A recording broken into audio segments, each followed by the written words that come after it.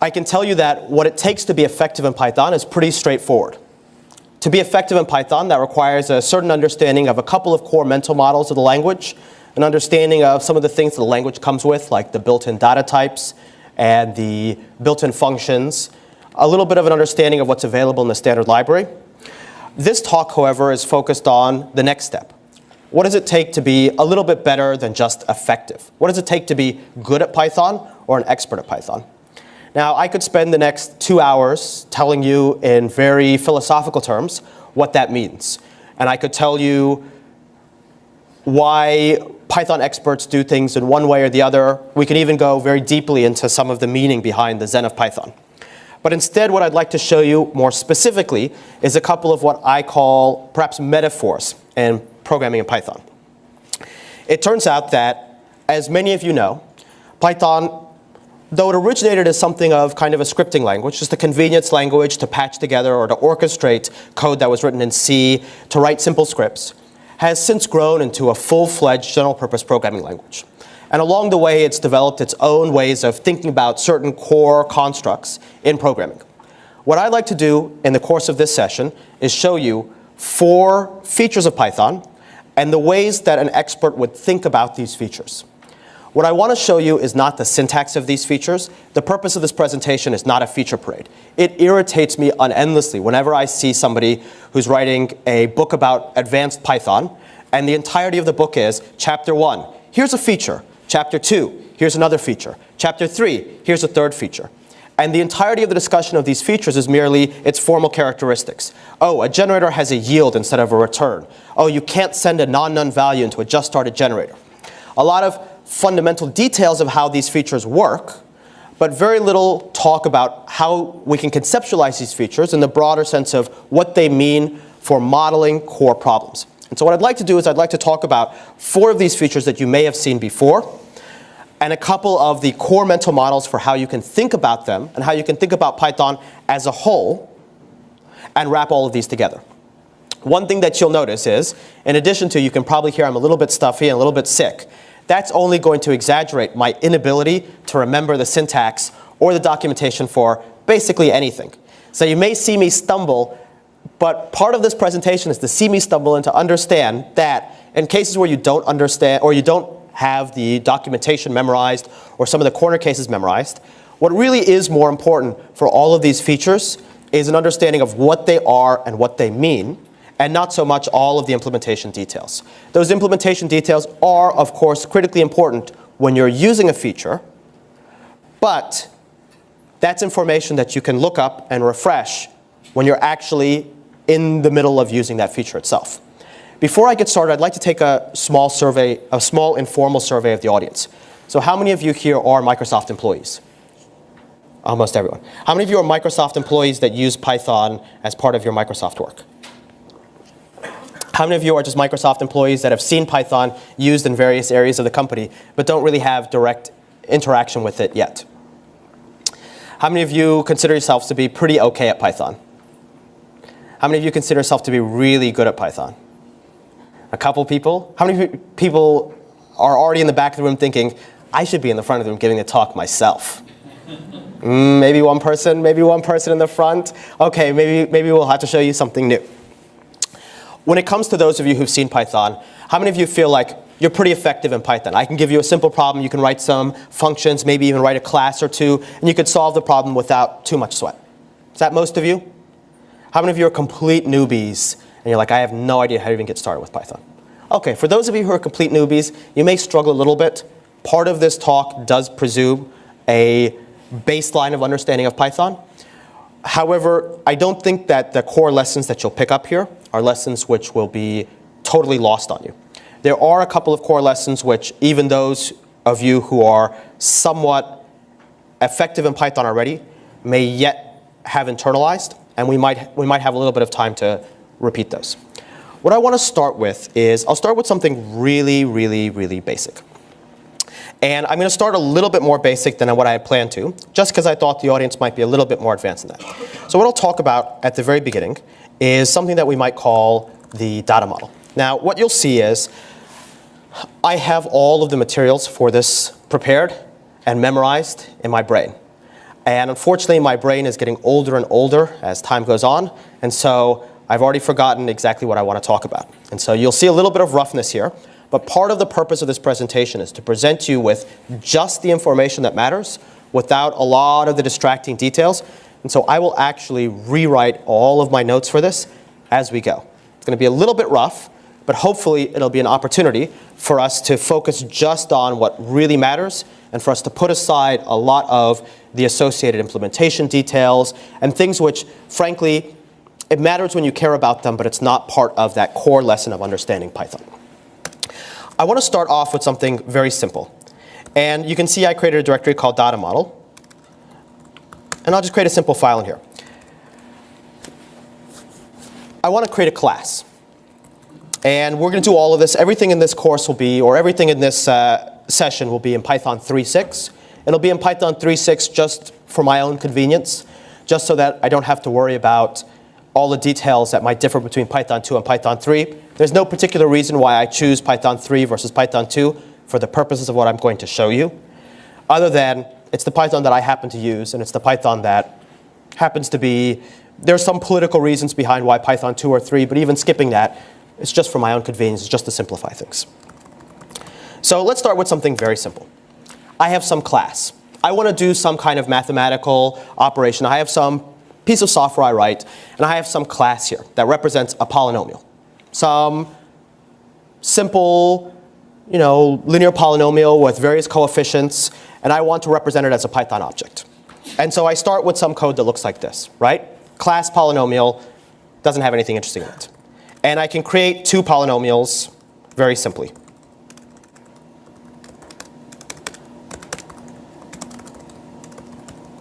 Right? And I might say P1 has coefficients 1, 2, and 3. Right? So this would be x squared plus 2x plus 3. And P2 has coefficients 3, 4, and 3. So this would be 3x squared, plus 4x plus 3. Okay?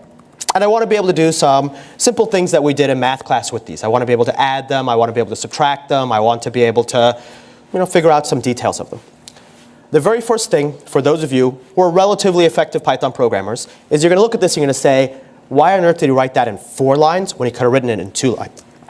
Why did I write this in 4 lines here when I could have written it in 2 lines? How would I compact my code here? So instead of constructing my 2 polynomials and then initializing the coefficients, I could initialize them all together. What would I do? I'm trying to get you to give me a little bit of feedback here. So what would I do? What am I missing here? My class has nothing in its body. What is it missing to allow me to do this a little bit more conveniently? A little bit louder for me. I need an init method. And so the very first thing when some of you look at this is you say, hold on, you're wasting our time here. You probably want to have an init method that looks something like this. So you can write these lines much more tersely. And you don't have to have 4 lines when 2 lines would do. All right? So now we're happy. Whoops. So now we're happy. Now, if I run my code, and I'll split my screen, shrink this a little bit, and I'll maybe print out, actually I'll do this. So I'll run my code, and I have P1 and P2. And then somebody else looks at this and says, oh my goodness, printing out to the screen, that looks so ugly. What am I missing here? I'm missing another method. What am I missing? I'm missing a method that corresponds to what happens when I call this function at the top level repr to figure out the representation of my Python object. Yes or no? Yes. So what method do I implement up here?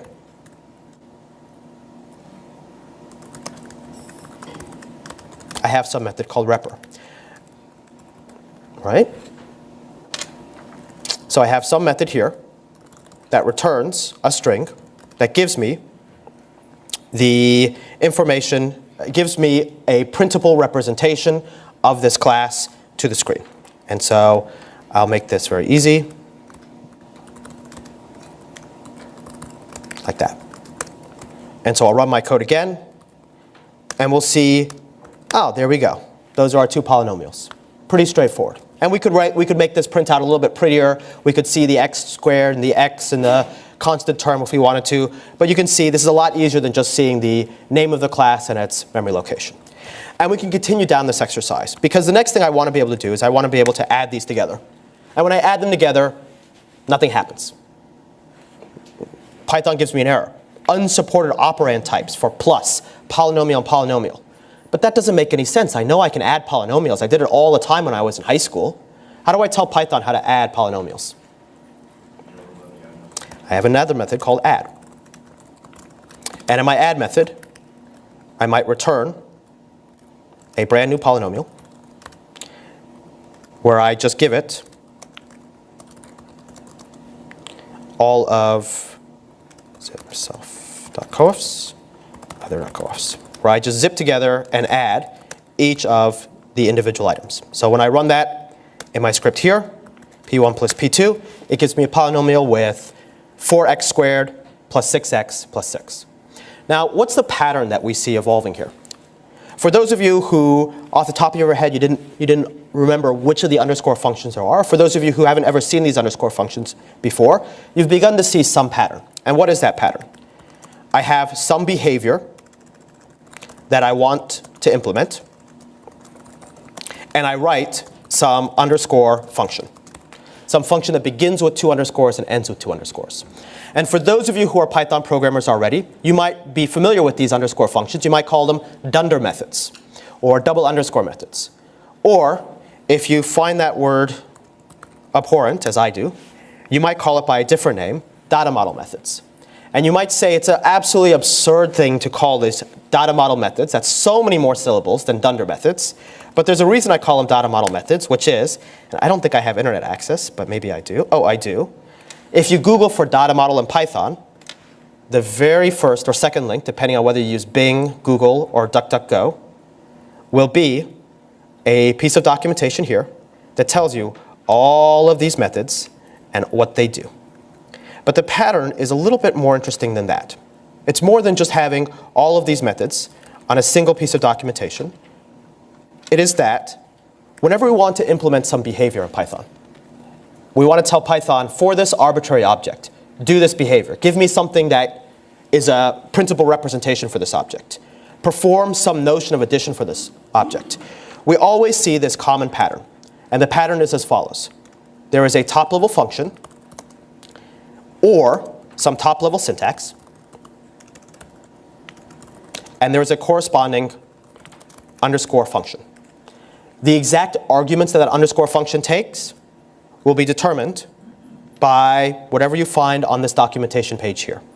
The default names of the arguments you can pick up off this documentation here.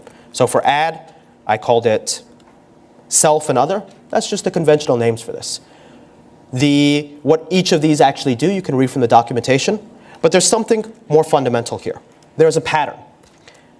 When I want to add 2 objects, I implement add. When I want to initialize an object, I implement init. When I want to tell Python what to do, when you call repr on an object, I implement repr. We know in Python there's a function called len. It gives you some notion of the size of an object. What would it make sense for the size of a polynomial to be? What might that notion be? Any thoughts? The degree, right? The highest degree. So we want to implement this notion of size on this polynomial. How do we actually implement it? What's the name of the underscore function we have to implement? The one hint is there's usually a very close correspondence here. So what would it be here? Len. If we wanted the exact arguments and any of the caveats for how this needs to be implemented, we could look at documentation. There isn't anything special in the case of len. And we just return something like len of coefficients. So this would tell us the size of the polynomial in terms of its degree. And you can see these are both degree 3 polynomials. The pattern that we see is as follows. The Python data model is a means by which you can implement protocols. Those protocols have some abstract meaning depending on the object itself. In the case of a polynomial, to add them means whatever that meant in math class. In the case of a polynomial, to find its size means whatever that would make sense for the case of a math class. So it may make sense for us to know what the size of this polynomial is in terms of its highest degree. To get its representation, its principal representation, has meaning that's given to us by the documentation. The representation of any Python object is typically whatever string we'd have to type at the console to create another instance of that same object, and so on. In each case, this protocol exists. There is some underscore method that implements that protocol. There is some top-level function, like len or repr, or some top-level syntax, like the plus sign or the multiplication sign, that allows us to invoke that protocol, and it all fits together in this whole. We can think of this as a protocol in the sense that, like many protocols, when we implement something like len, we do that by delegating back to the protocol itself. So notice, len is implemented in terms of len being called on a constituent object. Add is implemented by adding up some components, namely the coefficients. Repr is implemented by calling repr on some component. We see this as a very common pattern in the Python data model. Every time we want to implement some custom behavior on a Python object, we do it by implementing an underscore function, which ties to some top-level syntax or some top-level function, and we implement it in terms of that thing itself. So for example, if we have some top-level syntax, parentheses coming after the name of an object, and we might call that the call protocol. We'd implement it by implementing the function called call. We could look at the documentation to see any caveats or any special things we have to keep in mind when we implement that. In the case of a polynomial, this may not make a lot of sense. Perhaps to call it means something different. Maybe if we want to have some really horrible syntax where we say P1, P2 means multiplication, we could do that. I can't think of anything more atrocious than that, but perhaps that's what we want. But in any case, we may implement this in terms of calling something else. This is one of the core patterns that we see in Python. This is probably one of the very first patterns that you'd see as a novice Python programmer. In fact, when you look at object orientation in Python, there are 3 core patterns that you'd have to understand to really understand object orientation in Python. This is one of them, the protocol view of Python. The second one is the built-in inheritance protocol and how it works, where you go on a Python object to look for things. And the third one is some caveats around how object orientation in Python works. That's where I wanted to start off with. And for those of you who are just kind of on that level of being effective in Python, these are the kind of patterns that I would encourage you to look out for as you learn Python.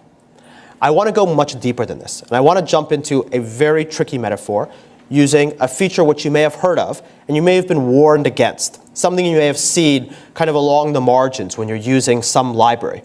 If you do anything with web programming and you use Django, you may have seen this in the ORM, or you may have heard people whispering about this one feature. And I want to bring up this feature for you. I want to show you that it has a very clear and concise meaning, just to illustrate how powerful these mental models are for understanding Python itself and for driving expertise.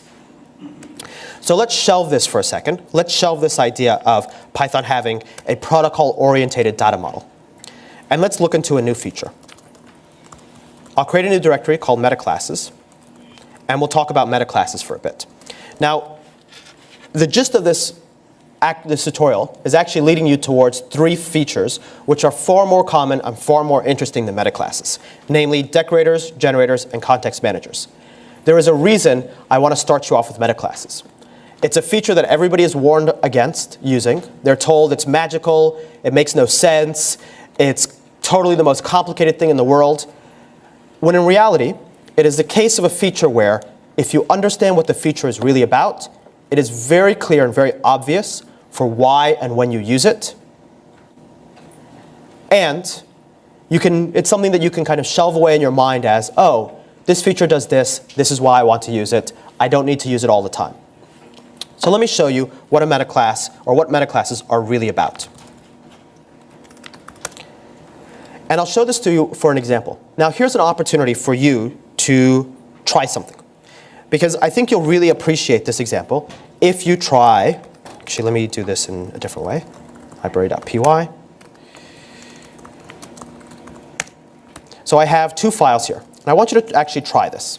And I want you to remember, I want you to pretend that there are two groups working on some one piece of software. One group is a core infrastructure group, and they write library code. And the other group is a developer group, and they write user code.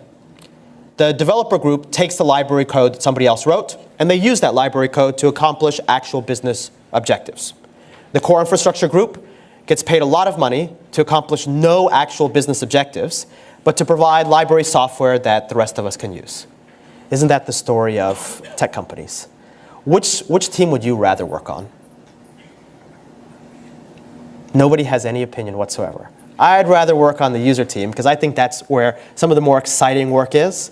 And you're a lot closer where the money is actually being made, so that can't hurt.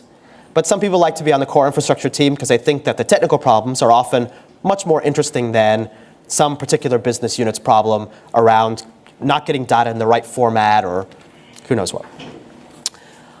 Let's say that this library provides classes. And these classes are expected to be subclassed in the user code. So I'll create a class here called base. And I'll create a class here called derived that derives from base. OK? I've got 5 lines of code on the screen. This is the basic pattern. We see this pattern all over the place. Somebody writes some class in library code, and somebody else has to use it. I'm going to add 2 things, one function on each side, and then pose a question to you.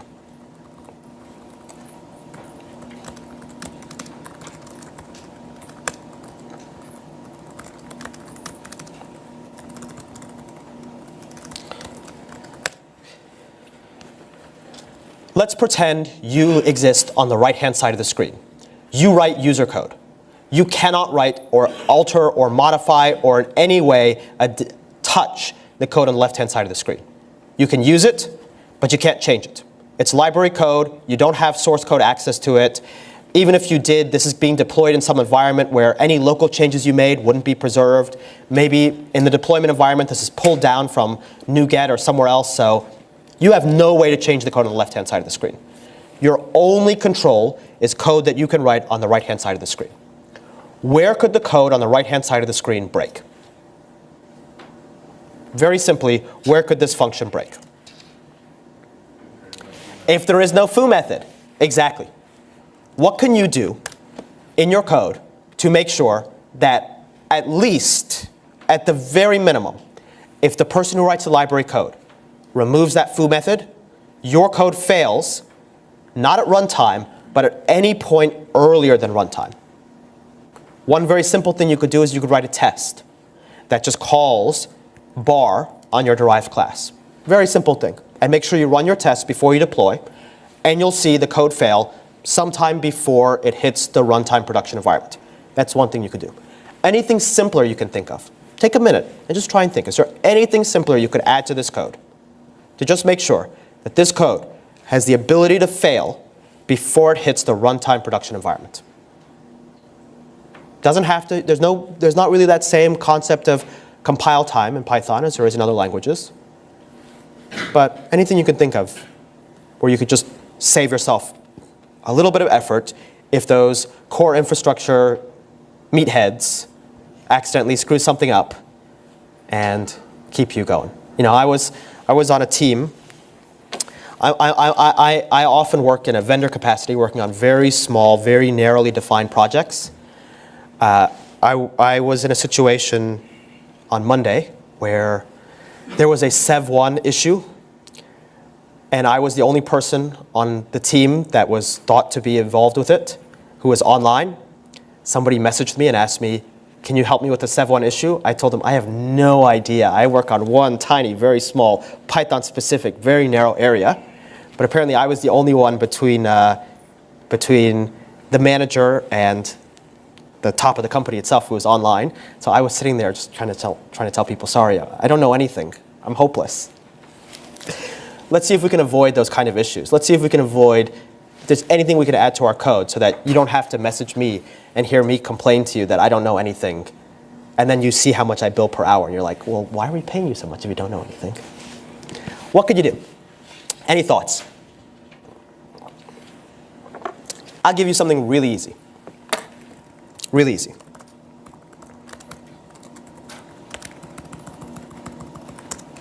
Whoops.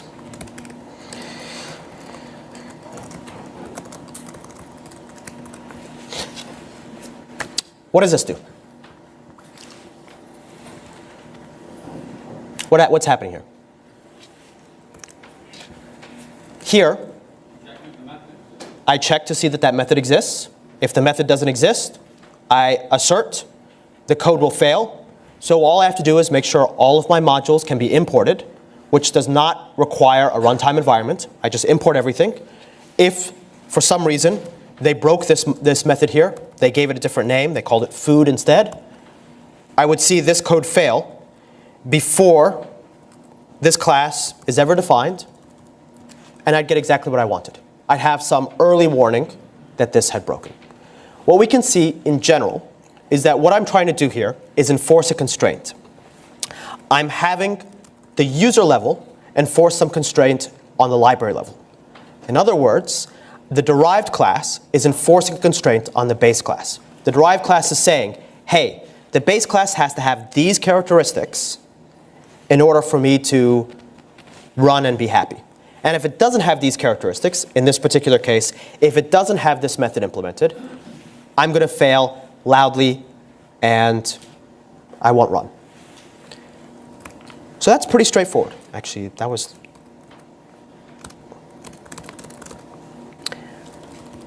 pretty straightforward. And it turns out there's quite a few different ways we can do this.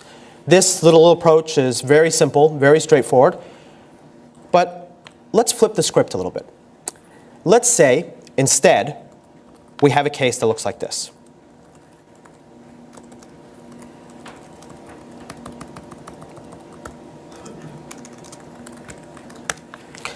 Let's say now you're the core infrastructure writer, and you have to deal with those meatheads in the business unit actually using your code and abusing your code and misusing your code. They have no idea what they're doing. And you write your base class under the assumption that some responsible developer in the business unit will go and implement this bar method, because if they don't, everything falls apart. Now, in this example, you exist on the left-hand side of the screen, not on the right-hand side of the screen. You have no ability to change the code on the right-hand side of the screen. Even though you may be higher up in the technical organization, you have no idea where this right-hand user code even sits.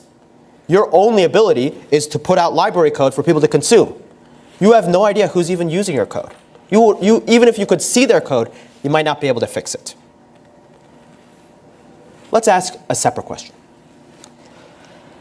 but a very similar question to what we had before.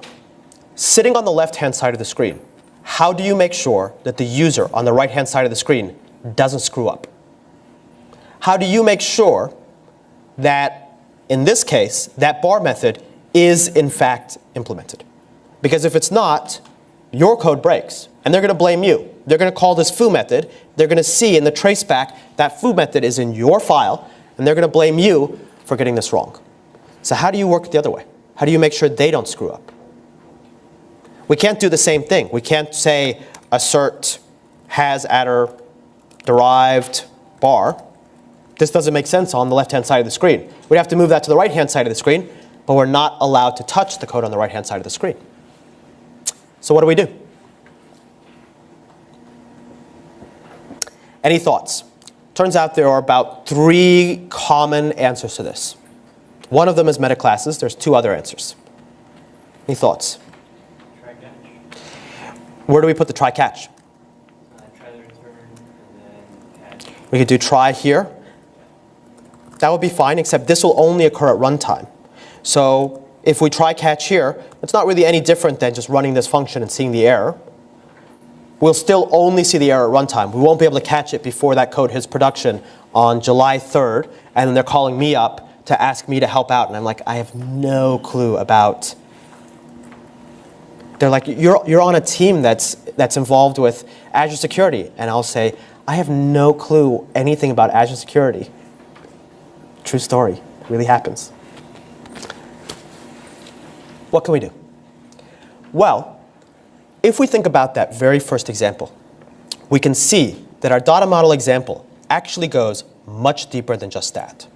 And the reason that we could call Python a protocol-oriented language is not just because the Python data model, the object model, is protocol-oriented, but that the entire Python language itself has a notion of hooks and protocols and safety valves within it.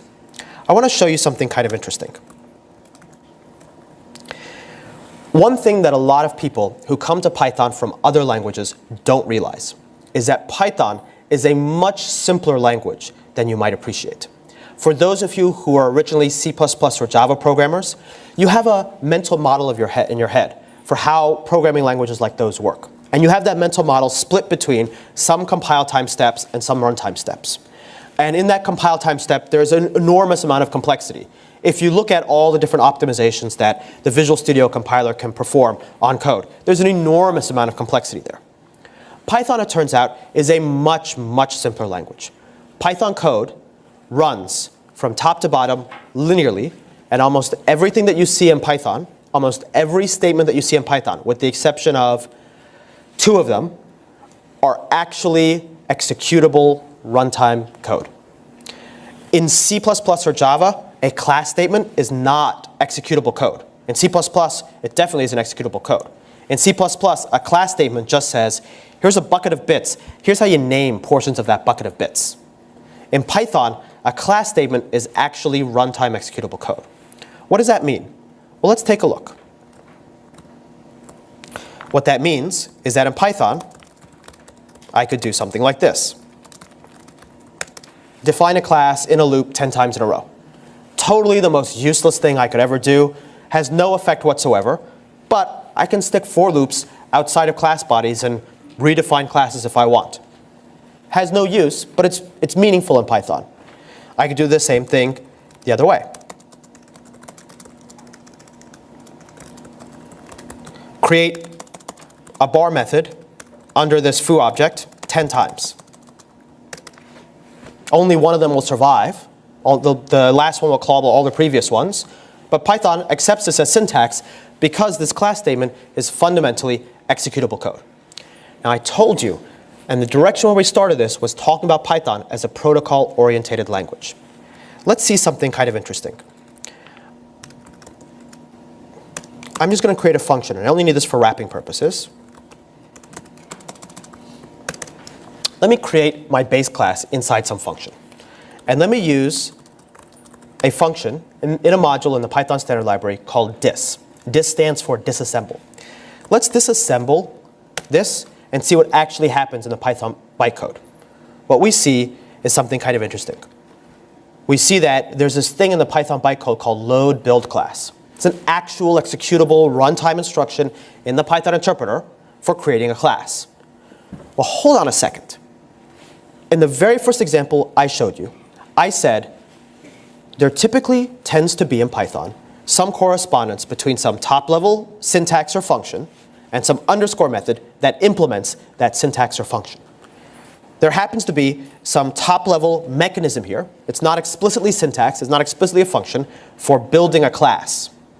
It turns out in Python there is a hook. There is an underscore function that allows you to hook into and to do things with the process of building classes. And I bet you can guess what it's called, because just like the correspondence between repr and double underscore repr, len and double underscore len, adding and double underscore add, it's the same thing here. There's a function in Python called build class.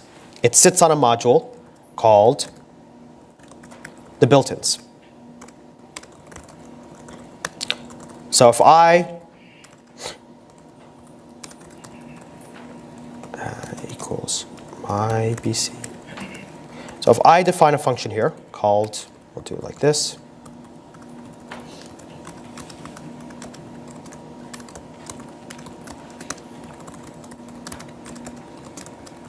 If I do this, I'll capture the original build class.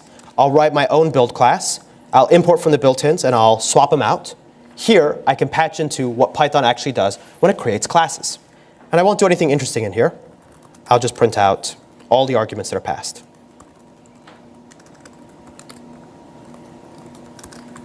Okay? And so let's run our Python script one more time.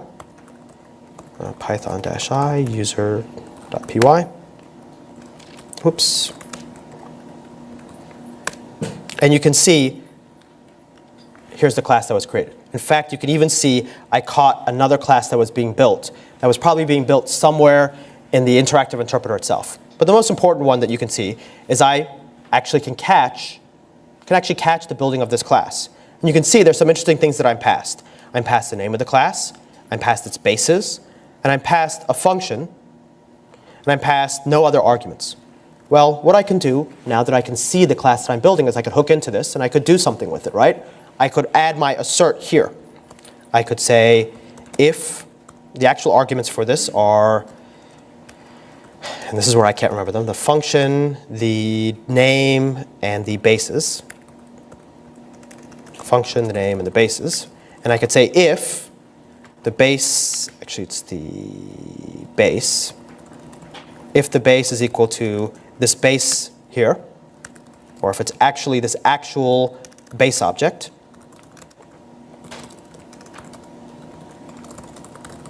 I could check if the bar method is defined.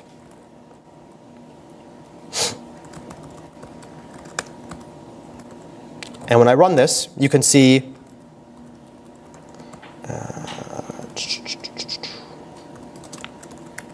let's pass in any KW here as well.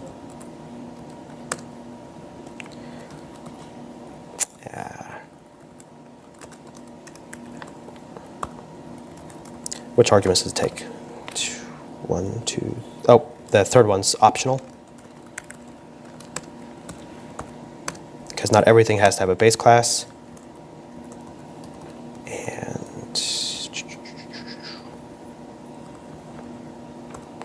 And who cares really? This one, you can see I struggle with this one a little bit because we don't typically do this. We say if base is not none.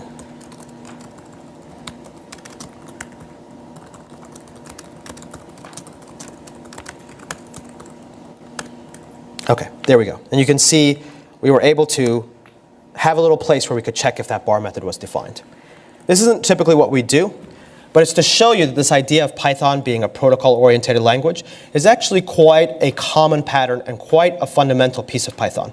Almost everything that the Python language does in an execution context, like building classes, creating functions, importing modules, you can find a way to hook into that. Once you can find a way to hook into that, you can start doing things that you want to do, like check, is my user code going to break from the perspective of the library author?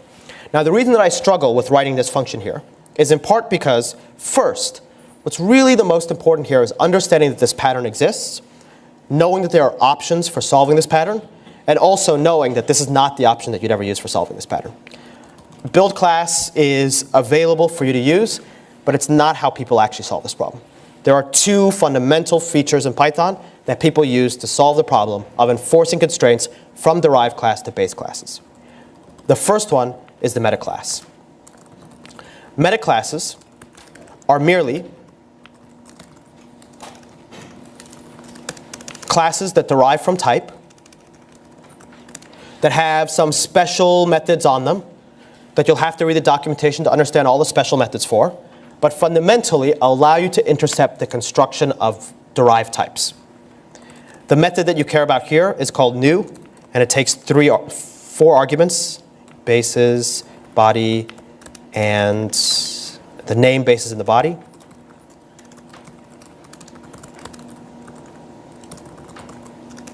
And we'll see where it gives us an opportunity to actually perform our check.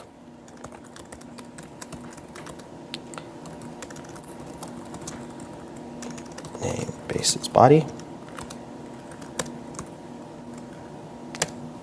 You can see it got called right here with our derived class. You can see this last argument for the derived class is the body of that class. It's a dictionary with all the methods of that class. You can see in it the bar method. And so simply, to get the behavior I want, I could simply do assert bar, or if not bar in body, raise type error, bad user. Just like that. This is the first answer to the core question. In order to enforce the constraint the other way around, if I can only touch the code on the left-hand side of the screen and not the right-hand side of the screen, I can't just have assert lines all over the place. I have to do something fundamentally different. And the thing I have to do fundamentally different is I have to find a way to intercept how classes are constructed, of which there are 3 common approaches. Build class, which is the least common approach, but works on the idea that Python as a protocol-based language has these safety valves and hooks, even in things as fundamental as the construction of any class. Second, metaclasses, which are just the mechanism by which classes are constructed. That's the approach that you see here. And I'll show you the third one. The third one is just a slight variant on the metaclass approach. When people tell you about metaclasses, typically, they tell you, this is a magical feature. You'll never need to use this feature. It's overly complicated. And the reason that I like to start this session with that, despite its, yes, being a very rare feature, a feature you'll very rarely have to use, is to show you that every feature of Python so far has at least 1 or 2 very clear and unambiguous mental models, is applicable to 1 or 2 very clear and unambiguous metaphors for where it's actually useful. In this case, metaclasses are how you can make sure that if you only control the code on the left-hand side of the screen, you can still enforce constraints on the code on the right-hand side of the screen. You can enforce constraints down the class hierarchy from a base class to a derived class. This is one approach, using a metaclass that just intercepts the construction of the class. And the second is even easier. It turns out that in Python, metaclasses have a bad reputation because even those people who understand where they're useful see that metaclasses have a lot of complexity to them. Part of what I haven't told you at all is any of the syntax of the metaclass or any of the arguments they take or any of the details for how the class hierarchy fits together, because all of that doesn't really matter. When you need to know that information, you'll go look up and find that information. But unless you know why you want to use a metaclass in the first place, it doesn't matter how many details of the feature you need to know. Once you understand where and why you need to use the feature, then the rest of it are just details you'll look up. When you start looking up those details, you'll see that in many of the features I show you, the story isn't that easy. There's always caveats, there's always catches. And one of the catches is this metaclass feature is very clumsy to use. And so in Python 3.6, a new feature was used, or a new feature was added called init subclass. And init subclass, I think it goes here, just gives you a method that allows you to hook into when a subclass of some class is being initialized. And that's it. And I think it goes here. Let's find out. If Brett were here, he could tell you exactly where it goes.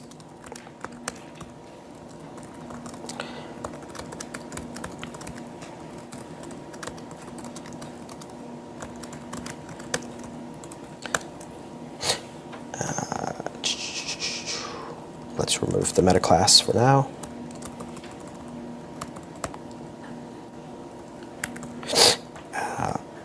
And we'll do one thing, if name.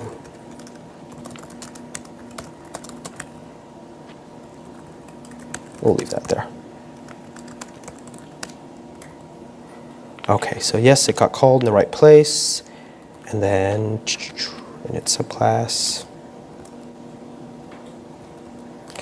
OK. Yeah. So this gets called with the self. So the other approach we do is as follows.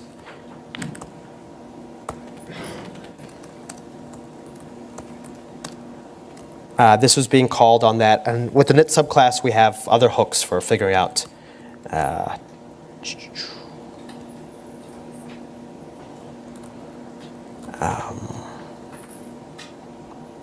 This one would come in init subclass. You have to remember what arguments it takes, but you can look into it. Really, frankly, it does not matter that much. So this is my simple story about metaclasses. Metaclasses are a feature that we're often told that are an expert level feature. You're not supposed to ever use them. You should shy away from them. You should cover your eyes before you read code that includes metaclasses. And it simply isn't that. It simply is that for all of these advanced features, there's usually one or two very clear metaphors to understand what that feature is all about. And once you understand what that feature is all about, there's a lot of details you need to read through in documentation. That's the approach I want to take for the remaining 3 features I want to show you. The next feature is a very simple feature called decorators. I'm sure some of you already seen this feature.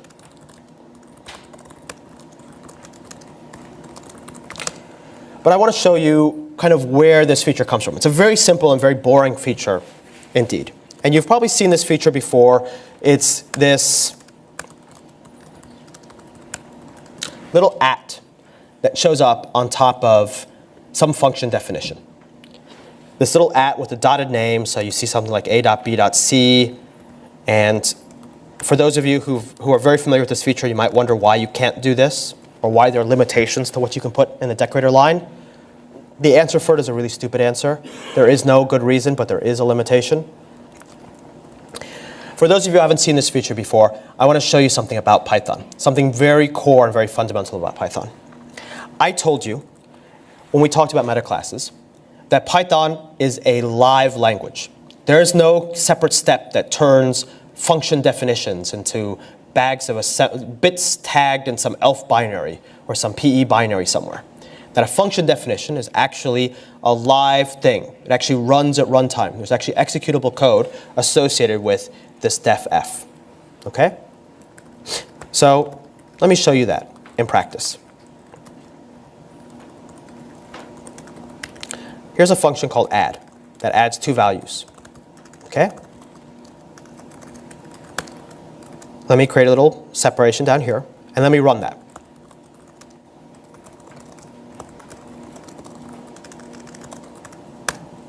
And here I have my function add, and I can add 2 values.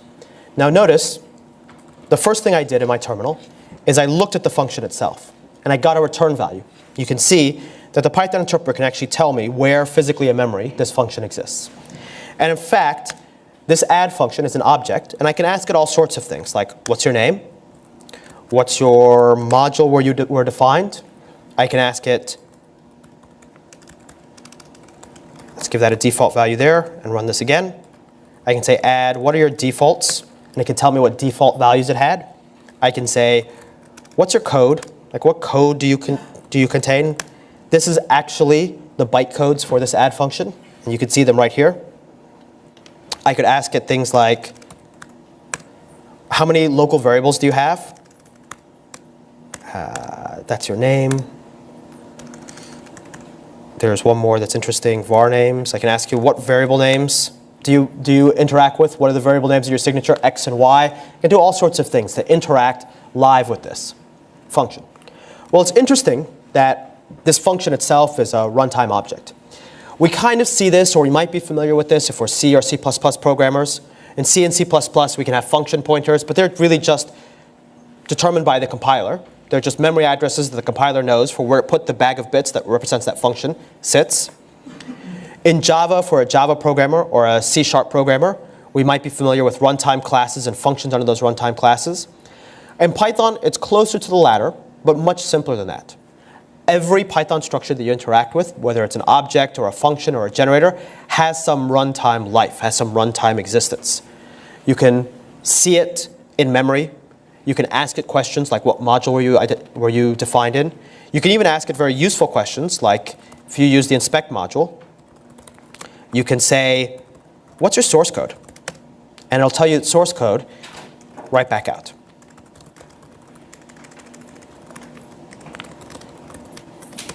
So you can see, you can ask the function to give it source code, and it'll give you its source code right back. You can ask it, what file are you in? And it'll tell you what file it was defined in. You can ask it what module you're defined in, or I think get line. You can you can ask it what line number it was defined on. You can ask it all sorts of important questions. Well, there's something interesting that you can also do. Let's say that I have some code here that calls my add function. Maybe it's part of some testing code, or maybe it's some code part of some application.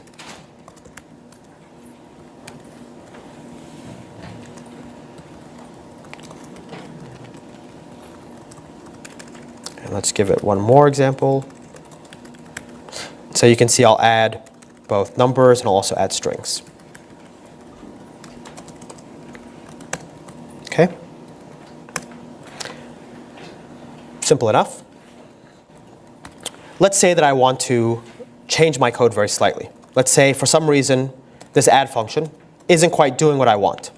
Or maybe it's doing what I want, but I need to do something like time how long it takes to run. Because for some reason, some of these are much slower than other things.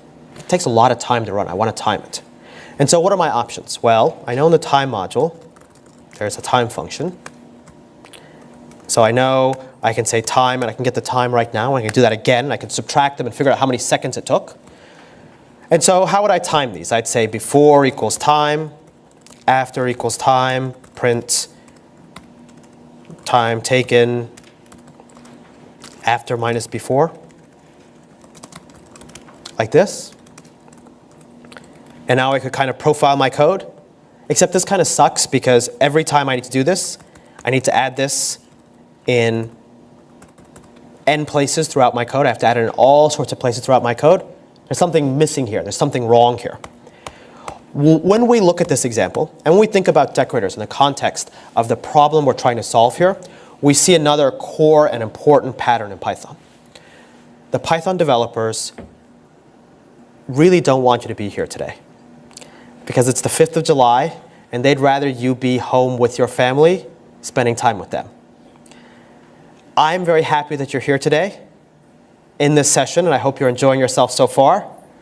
But what I mean by saying the Python core developers don't want you to be here is this.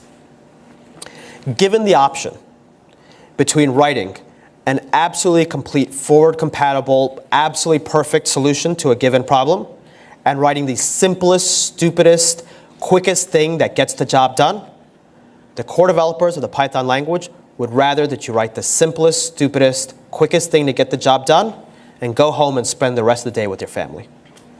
And the reason that you know that that's true is that when you look throughout the Python programming language, there are a number of examples of cases where you can write the simplest and stupidest thing to get the job done.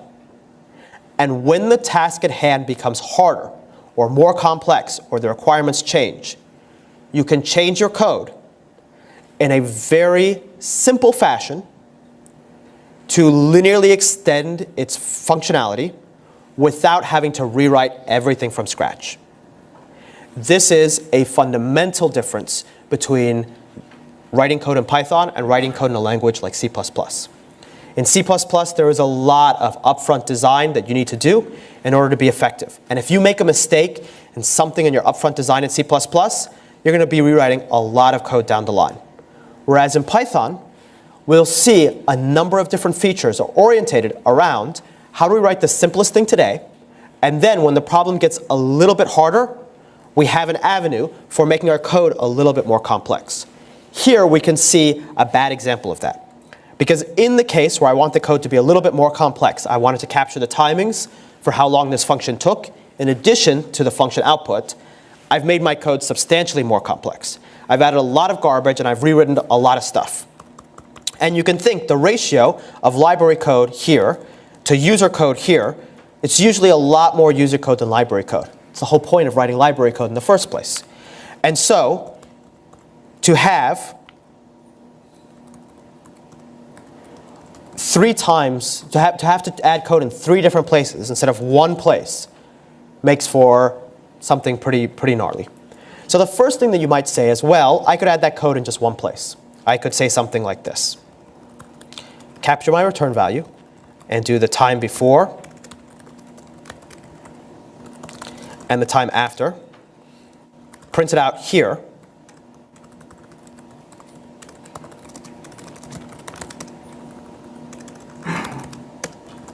Like that.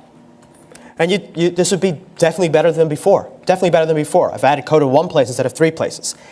But if my library looked like this, and maybe I had examples, if my library looked like that, then I'm still really not in the best situation because I have to add all this tracking code to 2 places. So there's got to be a better way. And in fact, my library could still be very big. And so that still means I have to write a lot of code and rewrite a lot of code. So it must be a better way. Now remember, what did I tell you? I told you that the Python programming language is a live language, that everything has some runtime representation.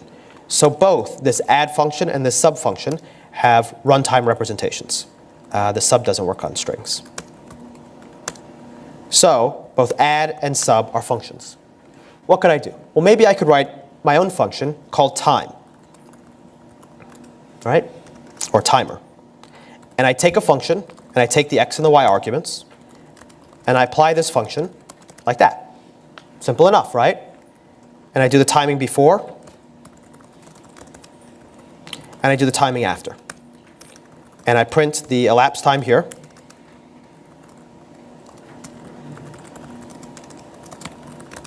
And I return the return value. Okay? Now, I would just have to change these lines of code slightly. I have to change that from a parentheses to a comma, and so on, as long as I could account for the default value. And I have to change each one of these lines as follows. This is a little bit better. Not that much better, but a little bit better. I'll change the first three, and we'll see it at work. So you can see from time, import time. Let's make this a little bit smaller so it all fits on the screen at the same time. And you can see these three were timed, the rest weren't. That's still not that much better. I can still do better. Well, remember that everything happens live in the Python programming language. So couldn't I just create a new function here? Couldn't I define a new function here that takes two arguments like this? And in this function, do the timing, call the function that was passed in, and return this function here. And you can see this here is a wrapper that calls the function that was passed in and wraps it with some timing behavior before and after and printing something out. Couldn't I do that? I can define functions at runtime. I can define functions anywhere. And then, instead of all this nastiness, changing all this user code,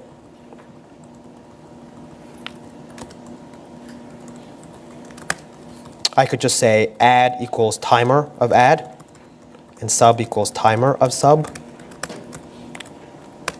And you could see it added that behavior across everything. And you could see when I do that, what I'm doing is I'm taking one function, I'm wrapping it with some behavior. I'm taking one aspect or one piece of core or common functionality, and I'm wrapping a bunch of different functions in a really simple fashion.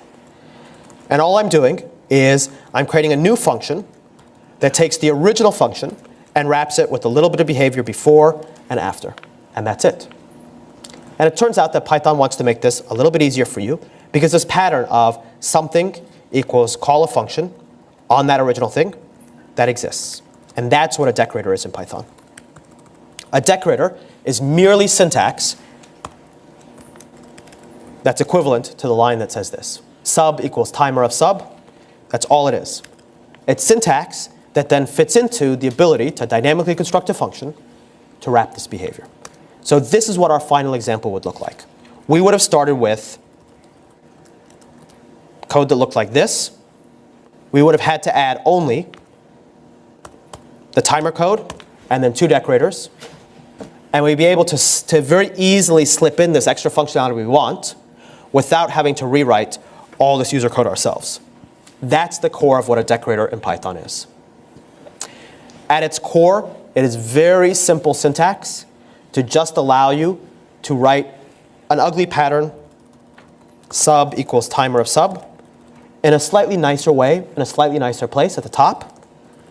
But fundamentally, it's about allowing you to take this wrapping behavior for functions and to wrap wide swaths of functions in one fashion without having to rewrite a lot of user code or having to even perform a lot of churn on your library code.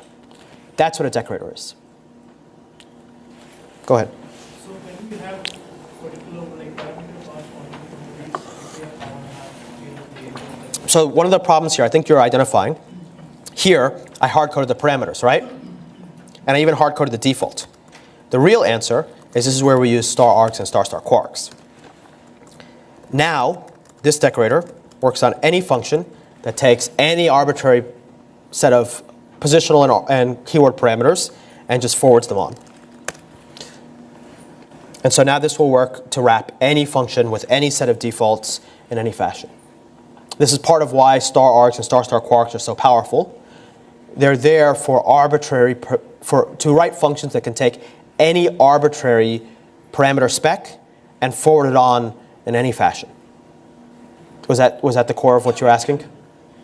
Like one more thing I was thinking about, I want to have a retry function. Basically, I just want to have a function I think that I just want to retry multiple times. But I want to change for this abstraction. I want to retry 2 times versus for that I want to retry 1 time. So you want to do something an n number of times? That's easy enough too. So what you want to do, so say you want to have the add just run 3 times in a row and you want to have the sub run twice in a row. What you do, we'll take off the timer decorator. So we want to have some function that runs n times, right? We have our wrapper function in the middle that takes any arguments here and here. And the question is, how do we identify how many times? We're going to add one more level to this. What we'll say is we'll say that n times gives you a decorator. So if let's start this very simply. Let's assume that we always want n times to be twice, okay? We only want to run this function twice. So I'll say for, I'll just say n equals 2 here, for da in range of n, rv equals function, like that. Okay? So here's our wrapper. It'll just call the function twice, capture the value twice, and return it. And return our wrapper, and then we can apply this here and here. Now we won't see this really happen. We won't see the results here, but if we wanted to, you could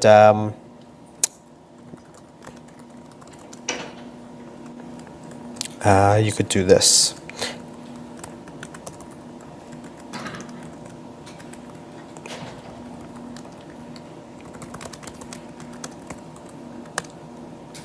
So you can see it ran add twice here, sub twice there. Now you want to generalize this because you don't want to run it just 2 times, you want to run it some number of times. Well, why can't we just wrap this in another function that takes the n and just return this? Like that, right? And so now this is a function that takes how many times? These are what they call higher order decorators. Really not that interesting or that important. It's a fairly simplistic extension of the idea, which is if you can return if you can have a function that returns a function, then you can have a function that returns a function where that inner function then returns another function. Ad infinitum, going as deep as you want to solve whatever problem you want. There is a very important core concept that is hidden in here, which is what you might call the closure object duality. It's not something that we have time to look at in this session, but it is a very important duality in Python, but it's not one of the topics that we can look at. But just to show you this in practice, you can see this got called twice, this got called 5 times.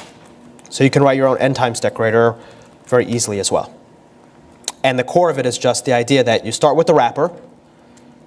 So this is just your wrapper function, what you're replacing it with. The decorator syntax allows you to do that replacing very easily. And then in order to get this programmatic behavior, you just add one level, a function outside that constructs a decorator. The decorator then constructs the wrapper then wraps the function itself. It is rare that you'll see a decorator deeper than this, just because it's very rare that you have context. There's typically not an additional context where you need to feed information in that requires you to have decorators deeper than this. So that's a decorator. Decorators are probably the least interesting of all the functions we're going to look at, or one of the features we're going to look at. The next feature I want to look at is called generators. Now, some of you may already know what a generator is. Generators are a very interesting and very powerful feature of Python. They're also a feature that include, where I feel the mental model is often very limited. What people understand of the mental model is often fairly limited. There's more to it than just what you might call the eagerness versus laziness divide. But let me start you off with something more fundamental than even that. I told you before that there is always some top-level syntax or function and some underscore method that implements it. So I told you, if you have parentheses after something, this is what's called the call protocol. So there's some method call that implements it. I want you to tell me what's the difference between this and this.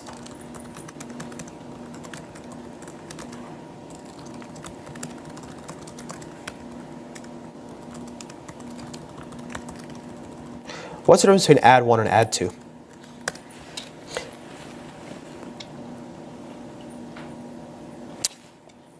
And I'll even create a terminal down here, and I'll add 1 adds 2 numbers, add 2 adds 2 numbers. From the outside, what's the difference between these two? You wouldn't, unless you started peeking inside, unless you started saying, what are you? Add 1. Oh, you're a function. What are you? Add 2. So you started peeking on the inside. Oh, you're a class. You wouldn't be able to tell the difference. Functionally, there's no way for you to distinguish between the two. In fact, add 1 behind the scenes looks very similar to add 2.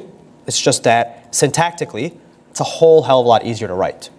So from the perspective of actually writing the code, you're always going to want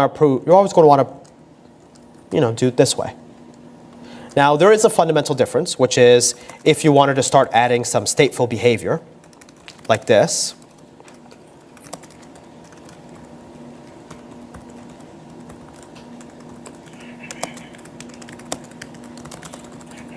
right? If you wanted to add that, then clearly there's one way to do it for the adder, and there's another way to do it for the function. So one way to do it for the class and one way to do it for the function. And this is the aforementioned, what I hinted at, this object closure duality. There's actually a couple of different approaches you can think of for how you do this. The core idea here is that fundamentally there is some very nice syntax and then some object model that everything kind of sits in. And this is closer to what the object model itself looks like. You can think that add 1 is some object that kind of looks something like this, although we'll remove the statefulness stuff, just so that the two examples are at parity. Let's think about this in a different way. Let's think about some function that takes a lot of time to do something, right? Maybe a function that goes off and performs network requests, and it needs to load data from a database. What would that function look like? Well, it might have the resulting rows, and it might say, while db.read rows.append something. Now, this will be a little bit tricky for us to actually demo, so we'll do a couple of simplifications just to make this code look, kind of mimic what long-running computational code looks like, but without actually having to use any fancy libraries. So let's say what we have instead is we have some code, and it just sleeps for a half a second every time it provides a return value. And the return value will just be a number from 0 to 9.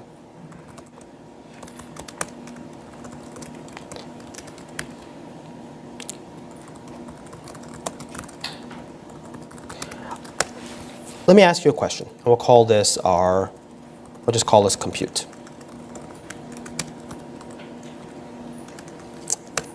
Whoops. When I call compute, how long does it take to run?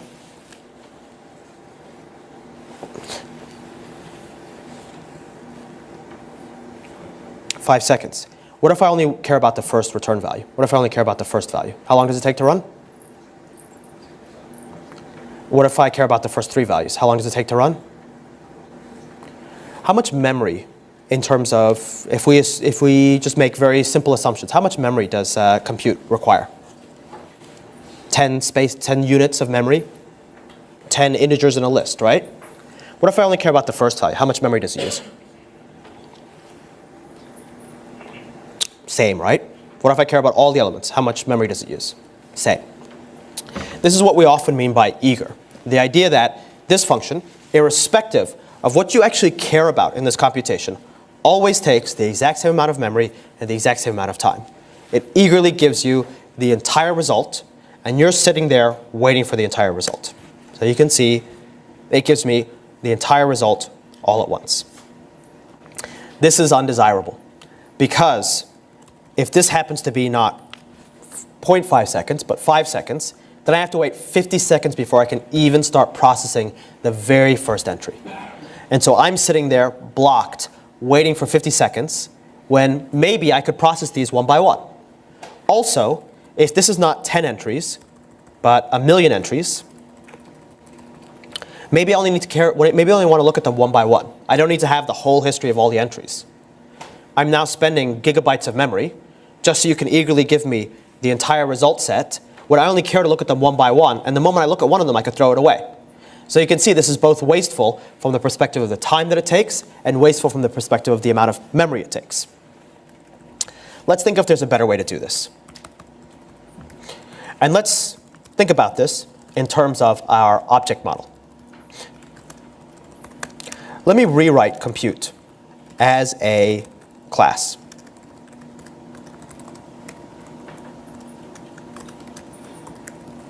So it doesn't take any arguments, and I'll just dump this stuff underneath. Nothing very interesting here, but more or less does the exact same thing, really no difference between the two versions. So I haven't gained anything here. I haven't gained anything by feeding it into my object model. That said, I've kind of seen this pattern before. I've seen this pattern of I only want one element at a time, and I'm going to get each element, and as I get each element, I'll process it and maybe throw it away. It's a basic looping construct. In fact, I see it even here in this looping construct here. I don't get the entire list at once. I only get each one individual element of the list. And one thing that we might know is that in Python, we see top-level syntax or top-level functions has some corresponding underscore methods that implement it. If I told you that there's a pattern, if I told you that there's some syntax for x and xs, and I told you that this syntax actually looks like this, more or less under the covers,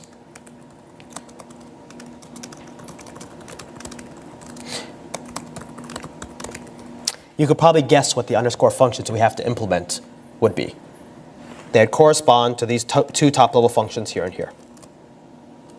They'd be iter, and they'd be next. So what that means is we can take a class in Python, we can add an iter and a next method, and suddenly that class can be iterated over. Well, in the process of that iteration, what could we do? Well, anything arbitrarily, including perform a long computation.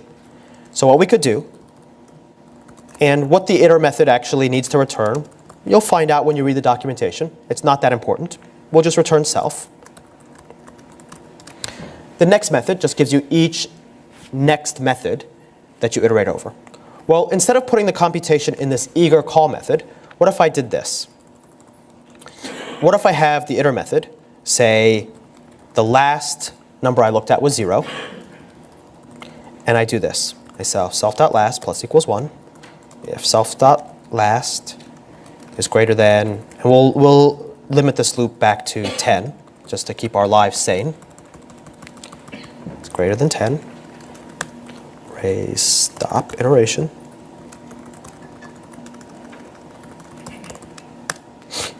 Otherwise, we sleep for 0.5 seconds, and we return self.last. And we'll actually do, this will be slightly different, so we'll do it like this.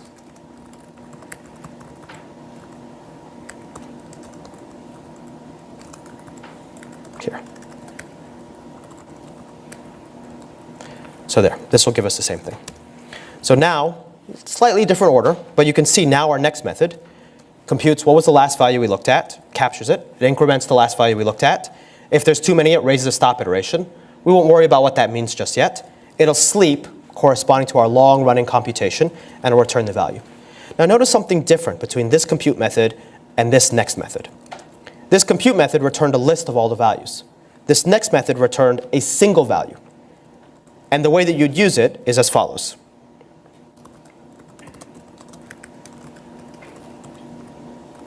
You just print it out. You loop over and print it out. And we'll actually see that here in practice. You can see it's computing each value one at a time.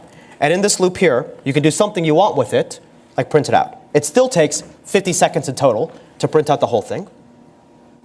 But you only pay for, or it still takes 5 seconds in total to print out the whole thing, but you only have to pay for 1 unit of computation before you can start using that value. And it no longer requires 10 units of memory because there's no storage anymore. Notice, here, there's no storage, and here, there's no list, there's no storage. Well, this really looks ugly, and this is really hard to read. Just like this looks really ugly, and this is really hard to read, and there's a much simpler way to write it, a much simpler formal expression for how to write functions. There's a much simpler way to write a function that operates in this fashion. And that's what the generator syntax is. The generator syntax is merely something that looks like this.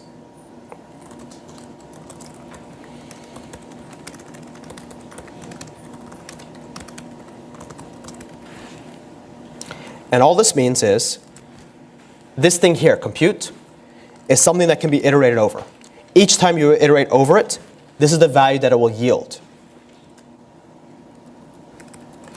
The stop iteration naturally happens because if you try and iterate over this too many times, there'll be nothing left to yield because you'll have fallen off the end of this block here. Its state is maintained internally. It's just a function that kind of doesn't really return eagerly. You'd never want to write this formulation. This is just such a pain in the butt. You'd instead want to take the original function formulation and write it in its generator formulation. When you look at the function formulation and the generator formulation, and you squint your eyes, you can see all the same pieces in the same places. Except in one of them, you have storage, and you have eager computation of the entire result set. And in the other one, you have no storage, and you're simply returning values as you see them. This is the core concept behind a generator and the core mental model behind a generator. That instead of eagerly computing values, you give them to the user as they ask for them. But there is another similarly important and critical core concept to how generators work, beyond just this. And that's what I want to show you leading up into our last example. We have all seen APIs that look like this. Run this first. We've all seen APIs that look like this, which have methods that indicate the order in which you have to run functions. If you don't run this first, everything blows up. If you don't run this last, everything blows up. And in the documentation, they tell you, please run this method, then this method, then this method, because if you do it in any other order, all hell breaks loose. Unfortunately, this API is kind of lying to you because nothing stops you from being a dunderhead, so I don't like the word dunder, and doing this.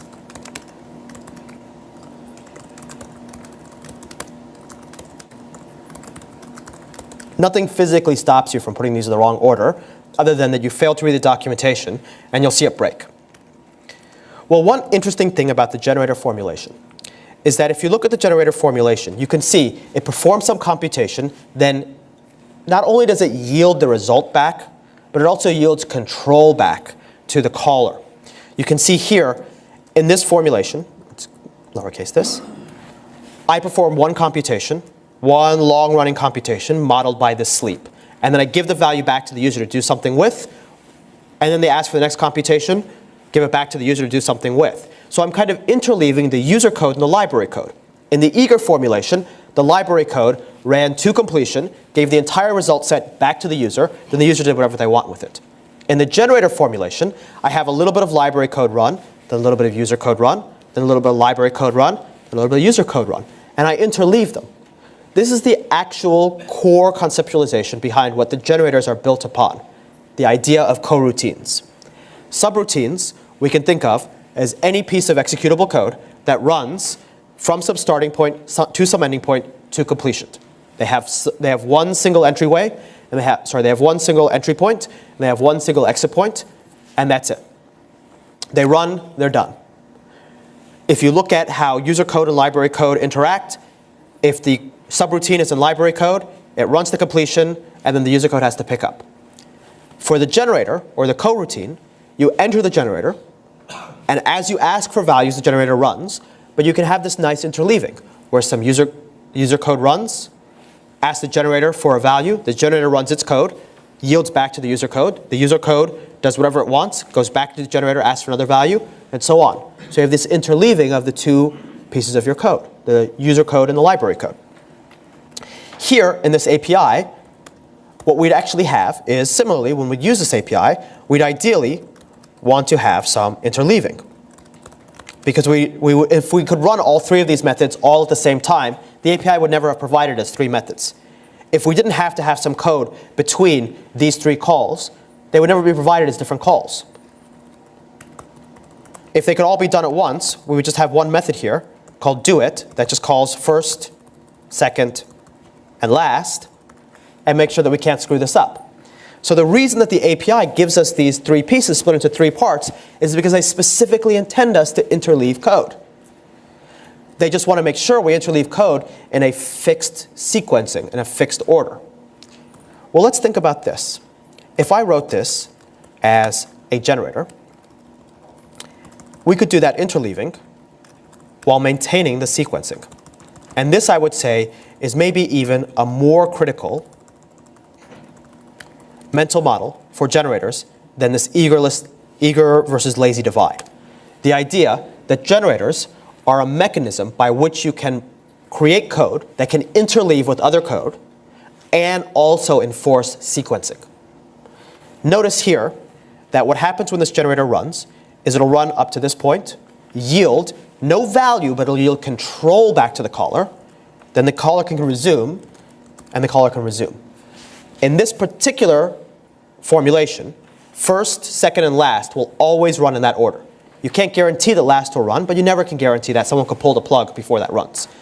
But here, if the API were provided in this fashion, you could guarantee that the last method was never called before the first or the second method. The generator forces that sequencing on you. And it forces that sequencing on you because the generator is ultimately a coroutine that allows you this interleaving between two types of code, user code and library code. Let's remember that, and we'll go into the final of the examples we want to look at, the context manager.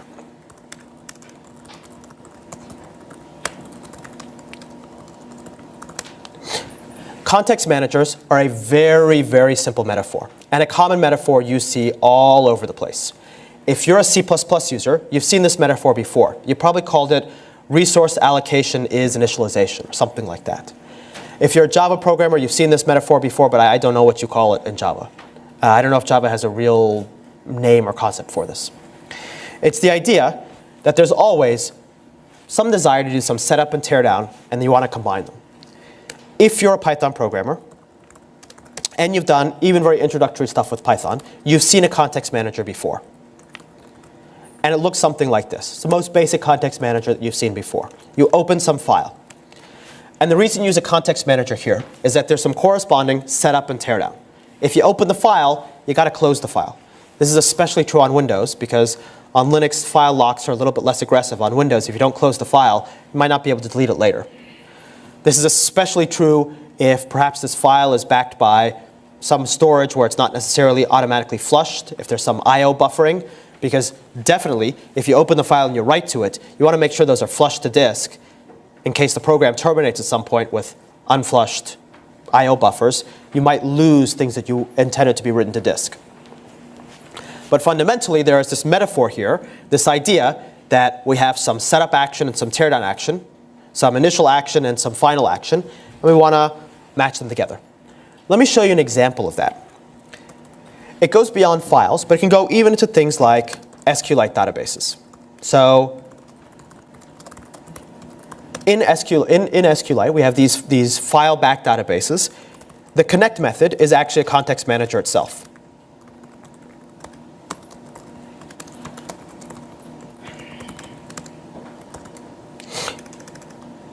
So here, I connected some database. I have some cursor on that database. And let me just do this. And I could do some statement. So I could do something like create table points, x int, y int. I have some statement to execute a table, maybe insert some things into this table.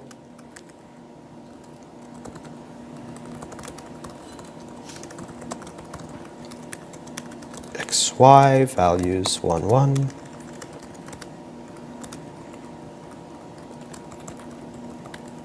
There we go.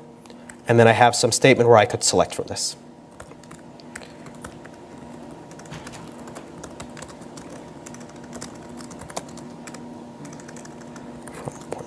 There we go.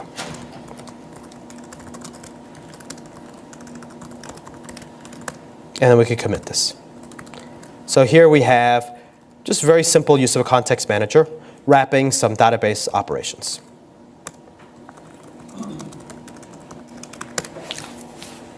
And what is it? It's not cur.commit. We don't need that, actually.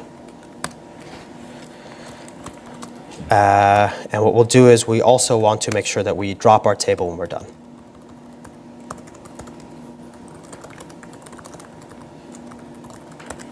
There we go. And so you can see the code ran. I'll do 2 selects just so you can see everything.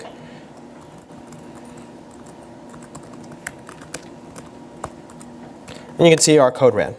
Now you can see that the idea of there being some setup and teardown action is pretty clear with the opening and closing of the database, right? Obviously, if we open the database and we write to it, we want to close it.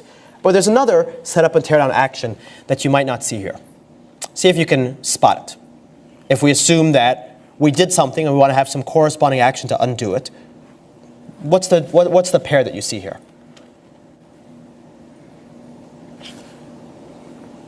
The table? Yeah, I create a table and I drop a table. Now, naturally, if we were to really properly do this, we'd probably do it in a transaction, and a transaction would give us the right semantics. But let's assume that for SQLite, we might not have transactional support, so we have to be in charge of that pairing, that create and that drop. And naturally, it's a very natural pairing.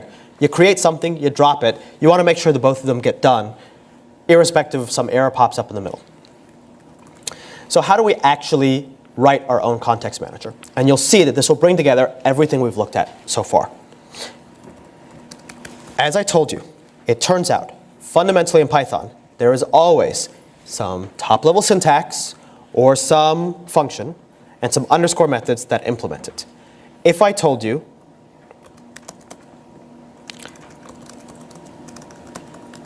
let's write it like this, ttx as x.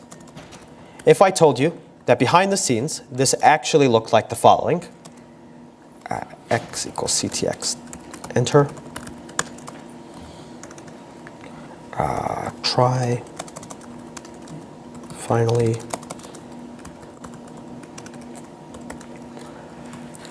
If I told you that, and I don't know what the argument, there's some arguments that get passed there, I don't care what they are.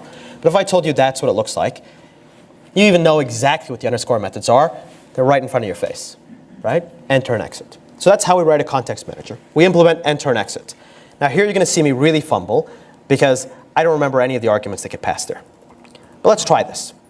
So we're going to create a temp table context manager. And we know we need to implement enter and exit. Right? And this takes some other arguments. I don't really care what they are.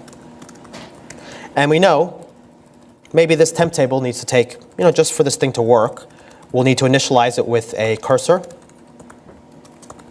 Okay? And then the enter just executes this statement. And the exit just executes that statement. Except this is self.cursor and this is self.cursor. And that's it. We have some enter code and some exit code, and I just move things around to fit it into the protocol. And then the next thing I do is I just tab these over, and I say with temp table cur equals with that cursor. Fair enough? There we go. So let's see that in play. Seemed to work. Let's run that again. Seemed to work. Let's run that again. Seemed to work.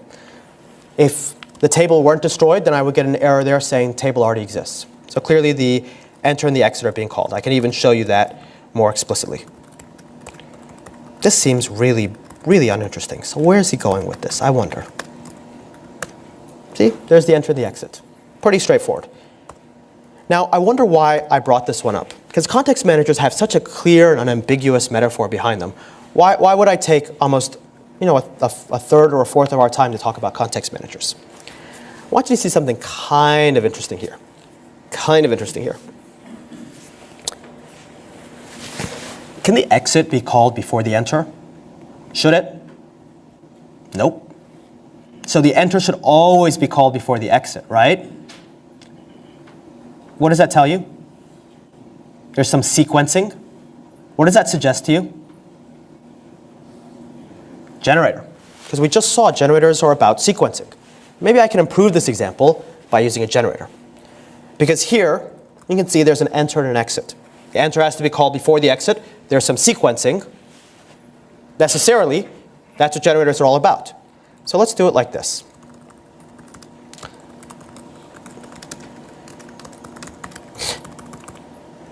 Let's move this up here. Let's move this down up here. We'll put a yield in between the two. And here we'll just say temp table.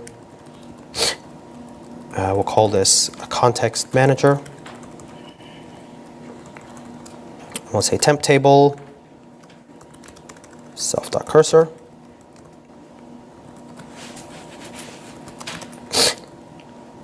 We'll create an instance of this, and then we'll just do next self.gen. I think that'll work.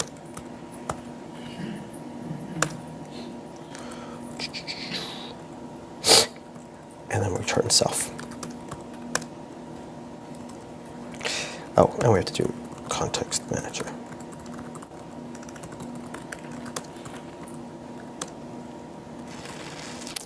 We have to do another next in here. And then we have to just do one tiny thing here. That doesn't really matter that much. So there we go.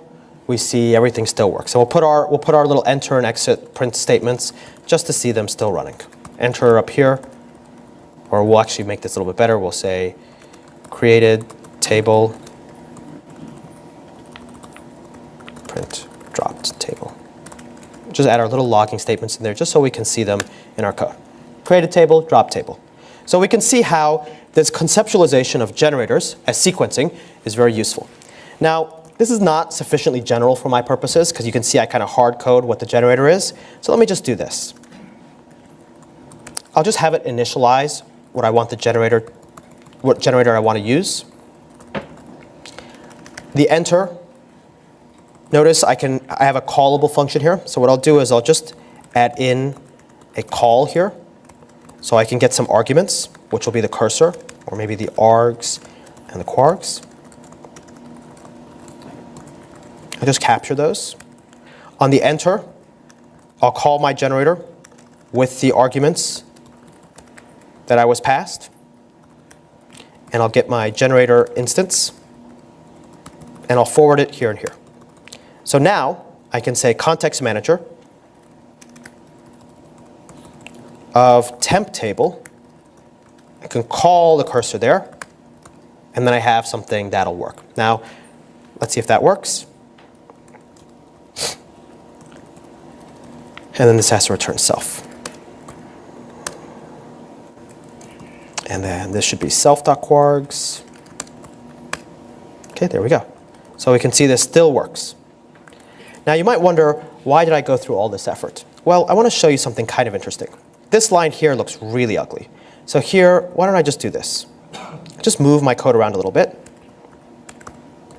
Take that line here, and I'll just say temp table equals context manager of temp table. You can see what I kind of did was I took my generator and I wrapped it in some object that just kind of fit in the parts of the generator to the enter and the exit, right? That's all I did. And now I can just say with temp table of cursor, right? This will kind of, haven't we seen this like a couple minutes ago? Ever saw that pattern before? Anyone seen something like that? Anyone seen some really useful Python syntax so you don't have to write that? You take some object that happens to be a function, you pass it to another thing that gives you something else, and that rebinds it. Anyone seen this syntax before? I can tab back to the panel. It's only 2 back. What is it? What would we do here? Why would we not write this? Because we have a simpler syntax. What could we write easier here? Anybody? Decorator. So you can see it works without the decorator, but we'd probably just write this like that. Right? Oops. It still works. Well, it turns out all this garbage up here, we don't have to write. It's already been written for us. It's in a library called contextlib. And it's just a decorator that turns a generator into a context manager. And the only things that we need to make this work completely is that. Here in this example, I want to show you something. This is an example that combines 3 core features of Python together: generators, context managers, and decorators. It does it requiring that you know a little bit of the details of how each of these work. But fundamentally, what we can see is what we have here is 3 features with very clear conceptual meaning, orthogonal conceptual meaning, where each of those pieces of conceptual meaning kind of fit together. A context manager is merely some piece of code that pairs setup and teardown actions, so that the teardown action always occurs if the setup action occurred.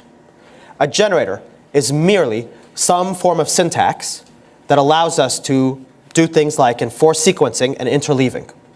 Notice the context manager requires interleaving because the setup is interleaved with the actual action you do in the block. You do the setup, then the action in the block, then the teardown at the end. There is that sequencing where the setup, the enter, has to be done before the exit. So it makes sense to have a generator here as well. Finally, we need something to adapt the generator to this data model that we looked at the very beginning. We have these underscore methods, and we have to find some way to take how the generator works and fit it into those underscore methods. One of the things we need to do in order to do that is we need to take this generator object and wrap it in some fashion. That wrapping is part of the core of how Python works. It's easy to dynamically construct functions and have those functions wrap other functions. That's part of the core language itself. It's not really something that we could even lift to the level of being a feature. It really is core to how Python itself is written. However, there does happen to be a feature called decorators that allows us a nice, convenient syntax for doing that exactly. So what you can see here is an example of everything except meta classes and how they all fit together, and how some of these core pieces of Python fit together to write what you might consider to be more nearly expert level code. What I can tell you is that in Python, expert level code is not code that uses every single feature. It's in fact not code that even uses that many features of Python. It's code that has a certain clarity to where and when a feature should be used. It's code that doesn't waste the time of the person who's writing it, because they say to themselves, I have this pattern, Python has this mechanism, I fit them together, and everything just seamlessly and very smoothly works. It's code that doesn't have a lot of additional mechanisms associated with it. It doesn't have people creating their own protocols. It doesn't have people creating their own frameworks, where the language itself provides the core pieces that you need, and you merely have to understand what those core pieces are, what they mean, and how to assemble them.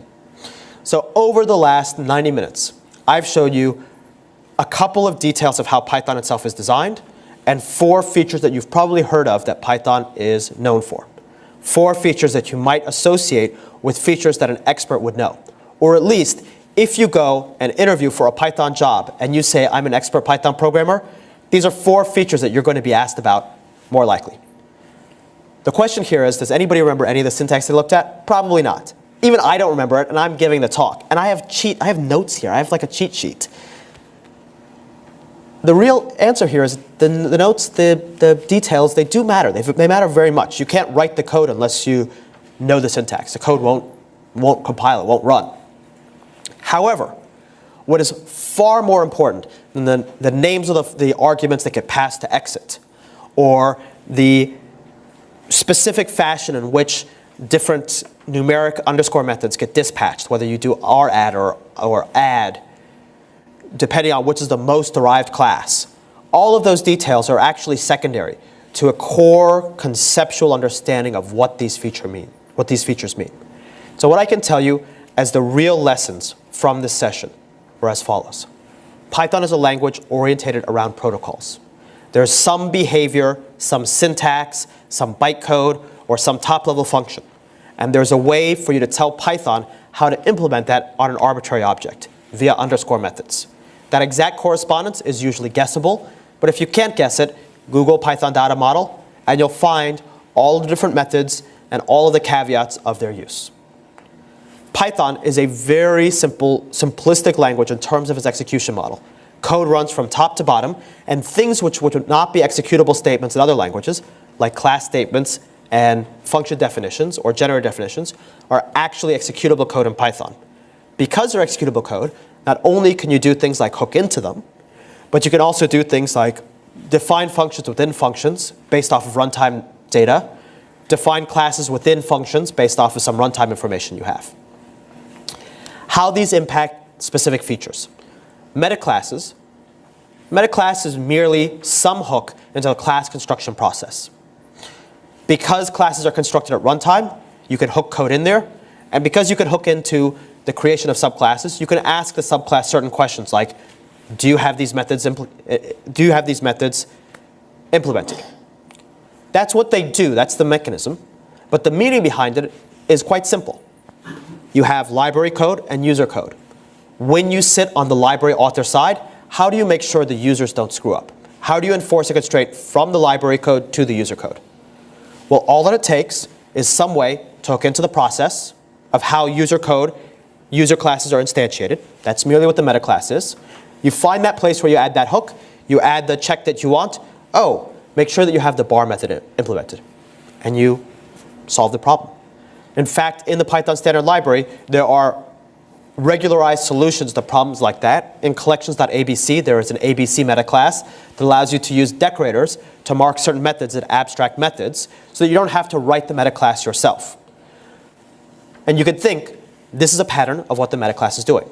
In fact, almost every example of a meta class that you'll see will be this pattern of some base class and some derived class, the base class trying to enforce a constraint on the derived class. It's almost every pattern of the meta class that you'll see where that meta class is justified.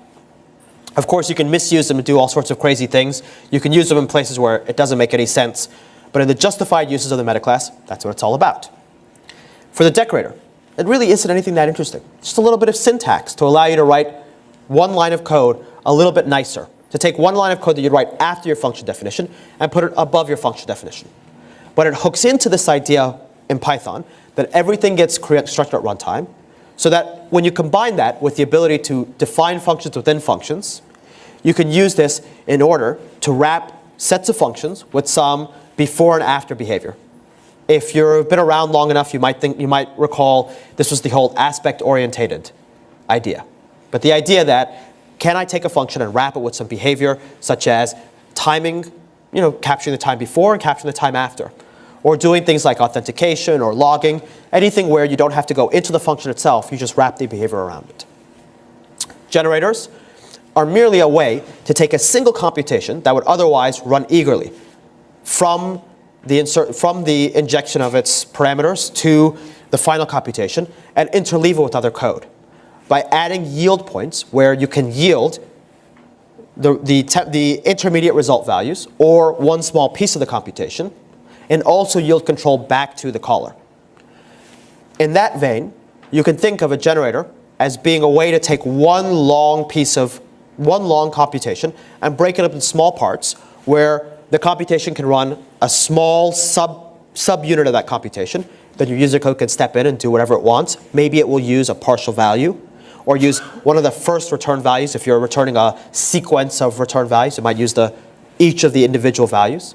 And in that fashion, you can have greater control over how much of that computation actually runs. Do you run it all the way to completion, or do you only need to run it to grab the first 5 values you need? You also have greater control over how much memory is used, because the generator can just yield the values back to you, and you can choose which of those return values you want to keep, which of them you want to throw away. Context managers are merely some structure for allowing you to tie two actions together, a setup action and a teardown action, and make sure that they always happen in concordance with each other. If the setup action occurs, make sure that teardown action occurs, even if some error happens in the middle. And when you think about these features, and you realize they're related, but mostly orthogonal, you can combine them in interesting ways, like you see in this example here, where you have a decorator, a context manager, and a generator all coexisting and serving exactly its one purpose. As I said at the very beginning, the syntax doesn't matter. The details won't matter until you need to use them. What I want to leave you with, especially since a lot of you are not already very fluent Python programmers, I want to leave you with this idea. Remember what these features are about. Remember what they're for. That's something that you should be able to remember longer than the exact details of the syntax, or even implementation details. In fact, the implementation details and the details of the syntax will change over time. Some of the flaws of the implementation may get fixed. Other details will be fixed in other fashion. But the core meaning behind these is something that will last and will guide you towards writing expert-level Python code far better than memorizing just a bunch of features ever will. So that's my presentation. I hope you enjoyed it. Thank you very much for being a part of it.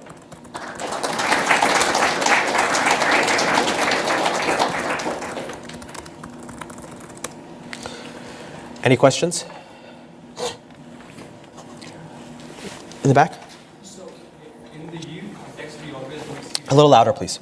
So when we use yield or generators, Yeah? everything is happening sequentially. Is it possible to look ahead? Like say I'm running a loop which is doing some computation, and can I use, like when I use yield, it basically continues to do the earlier processing? Yes. So the idea is what you've immediately jumped on is this idea that you can interleave. What you've, I think, jumped onto is the idea that, well, while I've returned control back to the calling context, can I have the original context keep working? At least like because then it could kind of sit in the background and do some work, and then by the time I go back to the generator, I can go and ask it for some value, and it doesn't have to do anything because it's already in the background done that. Well, yes, you can. You could have the generator start its own thread and maybe do things in its own thread. That's entirely possible. And that wouldn't be part of the generator syntax itself. The generator itself is not intended for interleaving in a concurrency mindset.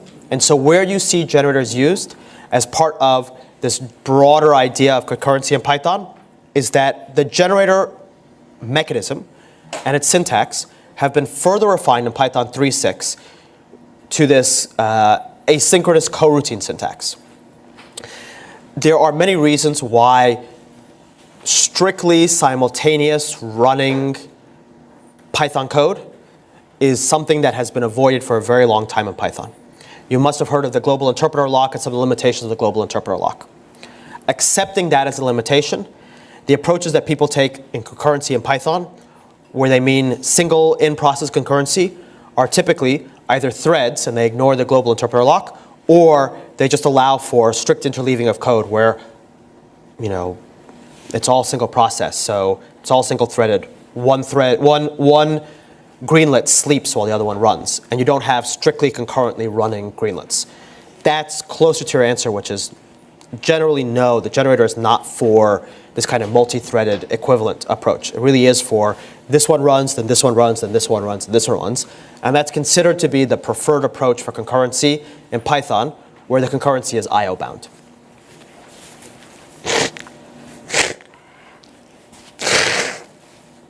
Go ahead. You were talking about meta classes. Yeah.